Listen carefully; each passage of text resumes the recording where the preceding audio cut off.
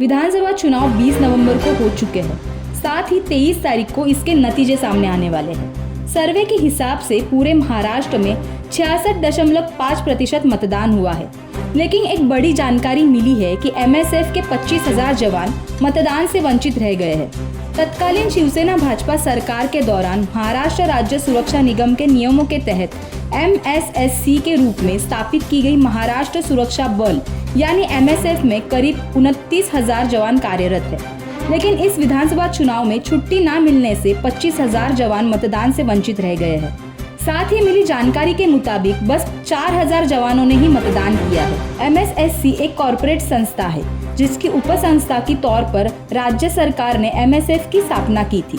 ये सरकारी सुरक्षा एजेंसी होने के नाते राज्य सरकार के आदेश से MSF जवानों को सरकारी, अर्ध सरकारी, स्थानीय स्वराज्य संस्था के लिए नियुक्त करती है।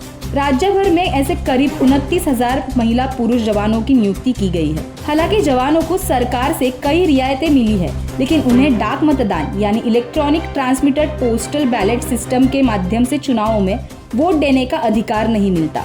इसी वजह से MSF के जवान वोट करने से वंचित रहते हैं। लेकिन इस चुनाव में जवानों का मतदान इतना कम हुआ है कि इस पर कई सारे सवाल उठ रहे हैं। बीते हुए लोकसभा चुनाव में संबंधित निर्वाचन क्षेत्र में होने वाले जवानों को एक दिन की छुट्टी दी गई थी। तब उन जवानों ने अपना मताधिकार का हक जताया था। लेकिन इस बार के विधानसभा चुनाव में इन जवानों को छुट्टी नहीं मिली। इस कारणवश वे वंचित रह गए। साथ ही इस बार इतिहास में पहली बार ही जवानों का कम मतदान हुआ है।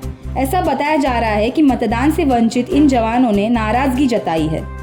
आपको इस कम मतदान के बारे में क्या लगता है, हमें कमेंट कर जरूर बताइए और ऐसे ही वीडियोस के लिए जुड़े रहिए MB लाइव के साथ।